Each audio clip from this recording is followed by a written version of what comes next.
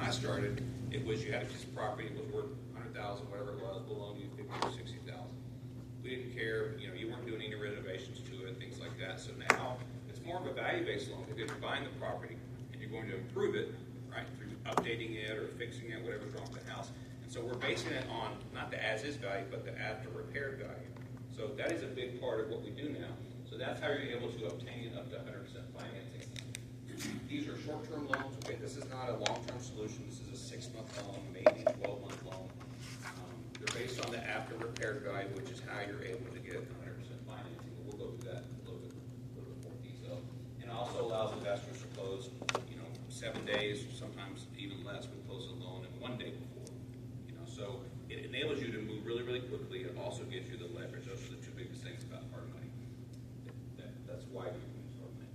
So hard money loans, again, short-term loans, really designed for investors purchasing properties that are going to be renovated, so they're fixer-uppers, so that they're either going to flip, or in this case, we're talking about building a rental portfolio. So a lot of people have not only used hard money to flip houses, but they might buy a property that's that's in disrepair, and they need to fix it up, and then instead of selling it, they're going to refinance it and keep it as a long-term loan. So you could build a rental portfolio using very little of your own money, as opposed to go to a conventional loan. You got to put down at least 20% every single time. Okay, 20% of the purchase price we have to put down every single time on a conventional. On a DSCR, you got to put more like 25% down. So on a hard money, you could potentially get up to 100% financing. Then you turn around and refinance it into a long-term loan, and you don't have any of your own money into it. So it's a very valuable tool to do it that way if you're able to buy it. All comes down to how low a price you can get on it. Yeah, problem. Do you do multifamily? We do, but we don't do 100% financing. Multifamily, we do retail. I've got a loan on a daycare center right now. I mean, I've done just about all types of asset classes. But when we get to the commercial side, we're not as aggressive. We're not doing 100%. So value-based loans give you leverage, allows 100%. Buy and hold. So if you're buying a property and your intention is to flip it, you can typically get about a 70% of after repair value. However, if you're going to keep the property and you qualify for long-term lending, the key there is you qualify for long-term lending, then we will actually lend you up to 75%. So you get an extra 5% of leverage, which is valuable. And the reason is because I can refinance you out on a 75% loan to value as well. On the value, that's after repair value when you talk about? After repair value, yeah. Yeah, so you're using the hard money, we'll go up to 75% of the after repair value. And then when it's finished, we refinance it through a conventional DSCR, and we get 75%. At that point, it's not after repair, it's the as-is value. Thank you. Yep. So types of clients, the hard money benefit, and these are only business purpose loans. This was not someone who's going to buy a house to live in it. I won't lend to someone on a hard money basis if their intention is to live in the property. So again, investors looking to flip homes, investors looking to build their rental portfolio using leverage, builders, we do new construction loans, and of course, even investors needing cash out. So if they have a property that's paid off and they want to leverage that to purchase another property. So does credit matter on hard money? Who says yes? I hope so. Who says no? Who needs more coffee? So, the great thing about doing presentations and talking about real estate is you never have to answer the question. You just say it depends. It's like being a politician. So, and the answer here is it depends, right? So if you tell me you're going to flip the house, I don't necessarily care about your credit that much because I'm going to get paid off when you sell the property. However, if you say, no, I'm going to keep it as a rental, so now that tells me, okay, you need to have a certain credit score because you're going to need a long-term loan because my loan is only 6 months. So now we're going to say, okay, you need to have at least, whatever, 650, 660, depending on the program you're looking at, in order to refinance it. So we look at what the permanent lender would want to have as far as the credit score and the other qualifications. Is that a realistic number in today's market, 660, 650? Depending on the loan program, yeah. 650 is about the absolute minimum we tell people. Thank you. What's the other one, 680? Like if you say somebody has 680, that's pretty good? It depends, right? Depends. It really does. It depends how many houses you own. There's other factors that go into it, and the loan program you're looking at. On a DSCR loan, about 650, 660. Okay. So terms on a hard money loan. So these are expensive loans. I'm never going to be the one that tells you that hard money is cheap because it's not. You're paying double-digit interest rates, all right, 11, 14%, 6-month loan. It's an expensive loan, so you have to put all those expenses into your deal to make sure that it still makes sense, right? The deal still makes sense to absorb all those fees and interest and so forth. You want to get in and get out of it as soon as possible. So how do you qualify? Again, we always start with the exit strategy. If you're flipping, it's a lot easier. If you're keeping it, then we're going to do a little bit deeper dive to make sure that you can get out of that deal.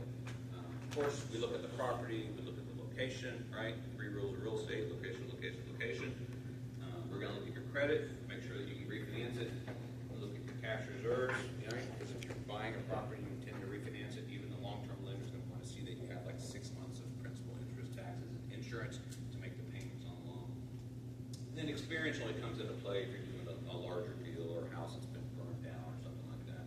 On location, what do you do on location? How do you look at it? Well, it depends what you're doing with the property, right? If you're renting it, it's not as big of a deal. But if you're in a market, let's say, and the prices have been declining over the last year, that might be a difficult property to finance on a long-term basis. For example, Galveston. Does anybody have a house in Galveston right now? Sorry to hear that, Chris. So the amount of inventory in Galveston is, what, 3 years right now? 2 years? It's at least 2 years. And the values have just gone down. They're continuing to go down. So as a lender, as a location, I'm looking at that and I'm like, okay, where's the bottom? I don't know where the bottom is. I know we haven't hit it yet because they're still absorbing all the beach houses there. So that's an example of location, how that may not work. They're absorbing the beach houses in Galveston. Slowly. Sounds expensive. If you want to buy a beach house, now's the time to buy one because there's a lot of them. Galveston. So you say lender will not lend on Galveston? Well, they might lend on it, but they might lower the loan to value. What about her? The prices are not holding steady; they're going down. Hurricanes? Would that be involved in that situation? Hurricanes? No, not necessarily. That's what insurance is for. All right. Yeah, that's what insurance is for. So that means they won't give you, let's say, I think they had a flood or 20%, something. 80, it would be 30, 70. It depends on the lender, right? Depends on the lender Right. and how bad they're declining. You know, and you can still get a loan on a long-term basis in Galveston. but the lender might say, hey, wait a minute, the price is declining, we'll lower your loan to value by 5% or 10%. Okay, it'd be like 25, 70. Depends on the lender. Something. No, like what do you see? I'm going to keep saying it depends on the lender, no matter how many times you ask me right now. Ask me again one more time. It depends. It really does depend. Every lender is different. Every lender is different. You know, especially on the DSCR loans. DSCR loans, you know, they don't have a box. Conventional lenders have a box. DSCR lenders, you know, it's like a bucket with holes in it. You know, you don't know each day what they're going to say because they're not really following a pattern or a box that they all go to. So when we might do a loan to a DSCR lender 2 months ago, and then we send that same loan to that same lender, and they're like, yeah, we can't do this. And we're like, we just did this. That's how the DSCR loans. So, yeah, so it really depends on the lender. So repairing the home, so we're talking about building a rental portfolio, right? So what kind of repairs are you doing depend on, is it a short-term or a long-term rental? You know, obviously you're not flipping the house, so you're probably not going to spend as much money on all the bells and whistles. You're probably not going to have quartz countertops or, you know, the appliance package that's $10,000 or $20,000. So when you're looking at the after repair value, make sure you take that into consideration, because if the homes in that area have, you know, a lot more improvements than you plan on doing to your rental, your property may not appraise the same value as some of those houses that have sold for top dollar. So make sure you're talking to your contractor about that. Make sure your contractor's giving you itemized bids, right? So itemized, you want a roof for $20,000, foundation $10,000. Like, you don't want it all lumped into one. You want it to be itemized. And of course, setting expectations with your contractor, vetting your contractor, and always do a final walkthrough before the final funds go out the door. Potential pitfalls, of course, overestimating the ARV and underestimating the repairs are normally the two things that we see the most. So make sure that you're running your numbers conservatively on the ARV, and again, making sure that you're not looking at the highest sale in the neighborhood, because that highest sale, it may not be built out to the same specs as the rental property that you're doing. Your rental property, you want it to be clean and functioning, right? You don't necessarily need to spend all the money on it. Underestimate the repairs. That's where a good contractor comes into play. You know, if the house has been, you know, neglected for a long period of time, it's always good to put a contingency in there just in case you run into something that you weren't expecting. What run into something you weren't expecting?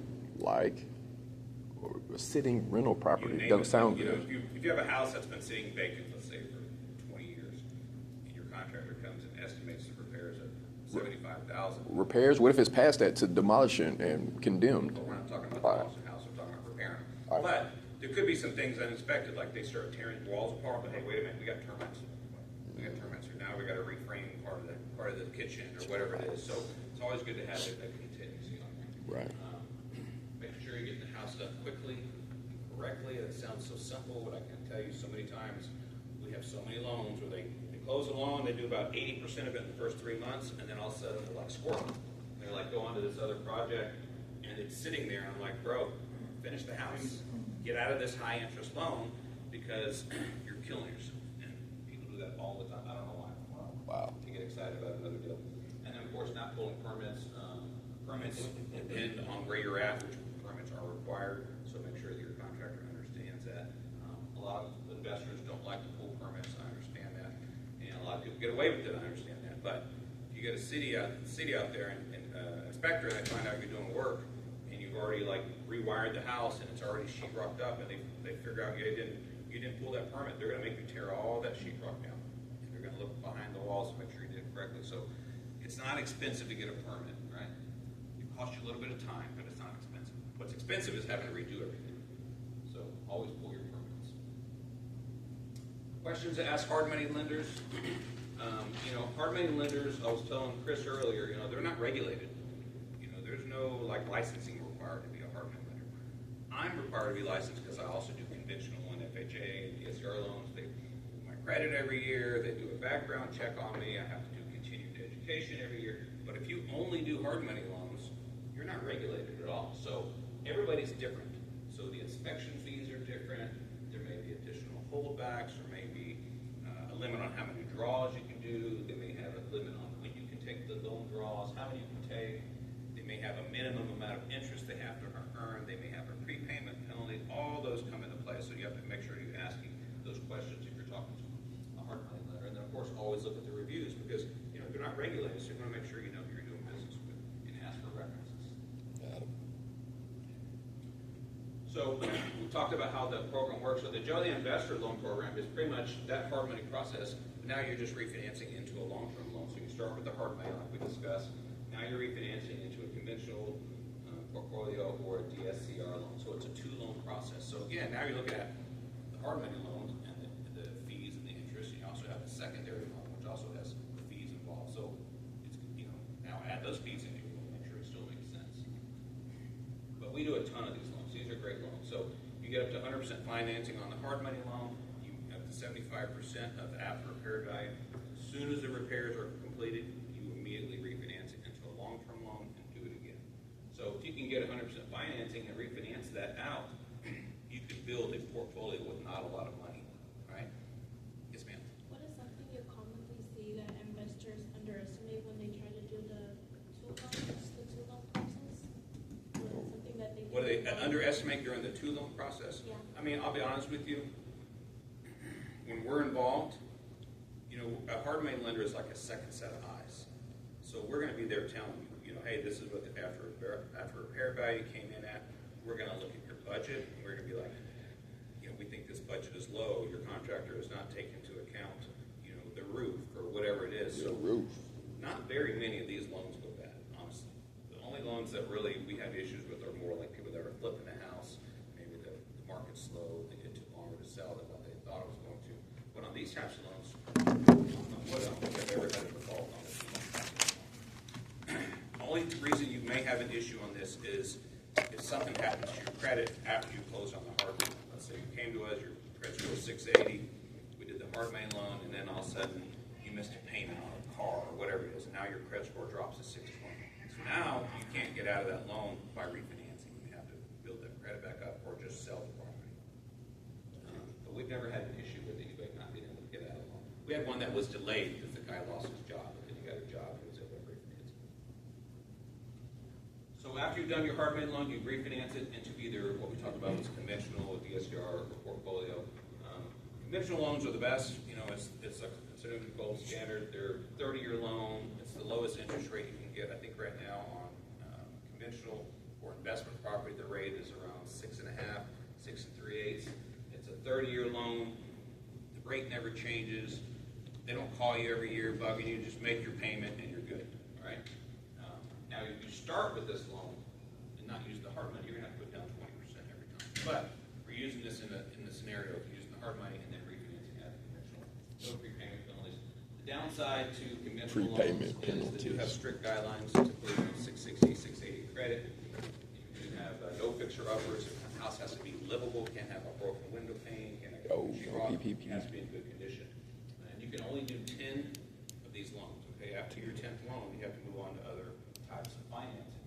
Not just 10 conventional loans, you can't have 10 single-family houses that have financing on them. So even if you have one that's owner finance or one with the bank, if you have 10 single-family properties that have financing on them, conventional lenders cut you off. Yes, sir. Wow. You mind telling me, so when people do like 10% down and they buy PMI, is that only leaving the house? That's a primary residence. That's fine.